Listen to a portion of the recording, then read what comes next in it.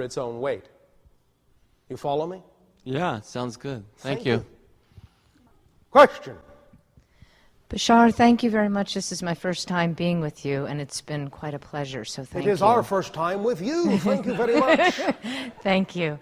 I'd like to ask you a question Yes. about some practical suggestions for how, when we're creating this parallel structure or system, Yes. we can do so in a manner that triggers the least amount of fear. And this ties into, or reactionary response from those that were The least amount of fear in whom? those that when we do spiritual cinema, for example, the Yes. audiences doing Yes. it in such a way that we're not, or that we minimize the amount of triggering that we're doing. Well, are you doing it out of unconditional love? Yes. Then that will be the way to minimize it.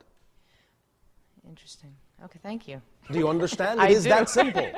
If you are Okay. doing it out of an unconditional love with positive, integrated intention, if you're doing the best you can without compromising your vision, but doing it in that way, then you are doing the best you can in that sense to minimize the negativity. But the idea is that if someone desires to have a negative reaction to it, then they will, no matter what you do. And the point is that you have then stirred the pot in such a way that at least it's on the table for discussion. And that's a positive thing. You follow me? Yes, thank So you. don't be afraid of it, because then all you really need to look at is how to minimize the fear in yourself in order to do what it is you say you really want to do in the most creative, loving, exciting way. All right? Yes, I have one other question. Yes. If I would like you to talk a bit about in the communities that I've been in, I've observed, and I've observed this in myself as well, a lot of what I would call spiritual egotism or attachment. Spiritual egotism, yes? Or attachment to an idea of self, like, oh, we're over here doing spiritual cinema, Yes. but all that over there Yes. is something else. Yes. And There are many people on your planet who are extremely spiritual but have never, ever, ever heard the word spiritual and have never used the word metaphysical. But they live spiritual lives because they're simply being true to themselves. yes, Of course, the idea, and you would know this immediately, is that anyone who focuses on the idea of being spiritual as making them better than is, of course, not exhibiting a spiritual attitude. yes, Therefore, it is in that sense already, shall we say, self-diminishing. yes. And you don't really need to discuss anything with them except perhaps point out that that may be the case, but they don't have to listen to you. Okay, thank you. But do it lovingly. Yes, No one has to listen to anyone. yes. Does that help? Extremely. Thank you very Thank much. you. Thank you. Most things are self-fulfilling. You have a governing system automatically inherent within you. Most of you will understand when you are straying from the vibration that is your own true path. Some will not. But you see, now I'm going to put this euphemistically in your language. I don't necessarily mean this absolutely literally, but we understand there are simply few words that will translate this idea. So, take this with a grain of salt, but you'll get the point. The worst hell you can be in is the hell you don't know you're in. You understand? So, having a negative ego, in a sense, is its own punishment, even though they think they're being rewarded. Because at some point, somewhere in the structure of their existence, they will be able to recognize what that energy did to them at that moment, and they will experience the consequences of that state of being. Because there is nowhere for energy to go but here.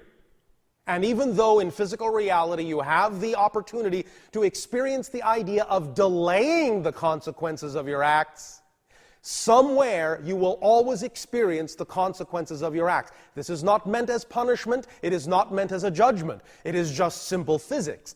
There is nowhere for energy to go but here. So everything you do has a consequence. For every action there is a reaction.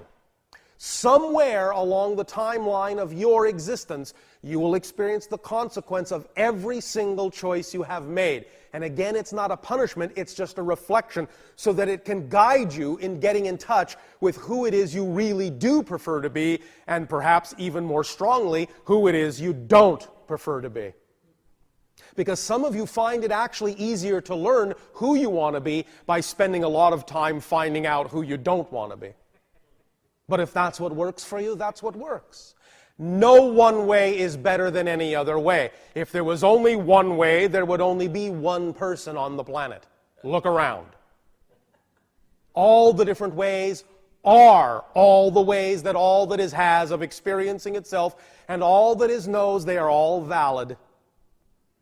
All that is knows that everything you do, even the negative things, is actually done out of love.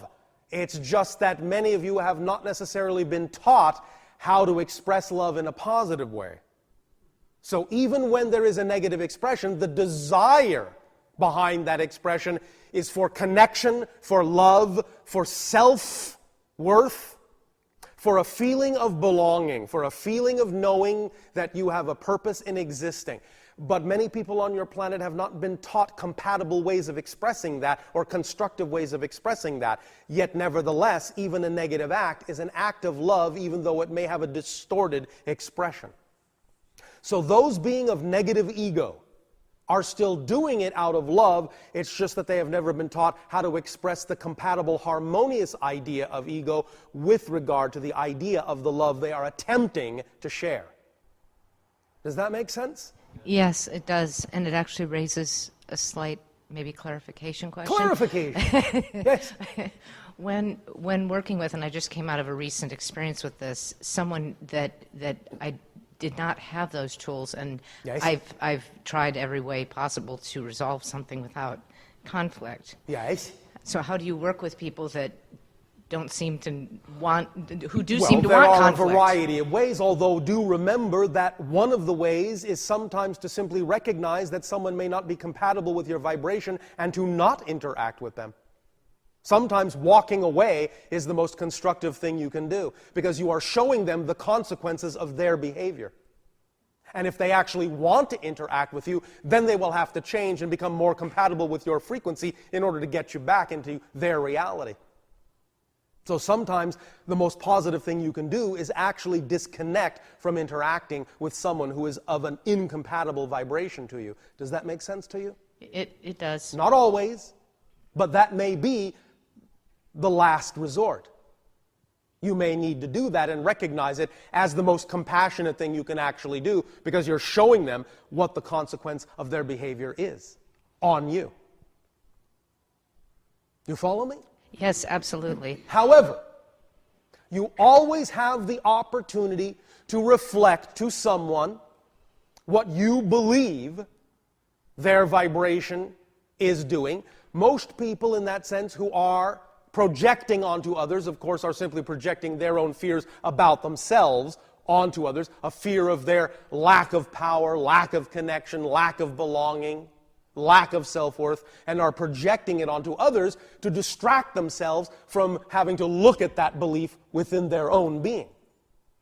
If you recognize that, you can love them for what they are doing and reflect back to them that you are willing to support them in discovering what fear they would have to have in order to have to lash out at you the way they are lashing out. Because you know that such lashing out is a reflection of fear. Now, if they are afraid to look at the fear, there's not going to be much you can do to help them. But you can always offer to recognize that the only way you would be lashing out at me is if you are in great fear. Somehow you have a definition of me that triggers something in you that makes you feel threatened. I do not have the intention of threatening you. I love you. Let me help you find out what that fear is. We can work on it together. We can discover it and together become more powerful in this sharing. If they're not willing to do that, then say, I love you anyway, goodbye. You follow? Absolutely. Does that Thank you. help? Yes, it does. Thank you.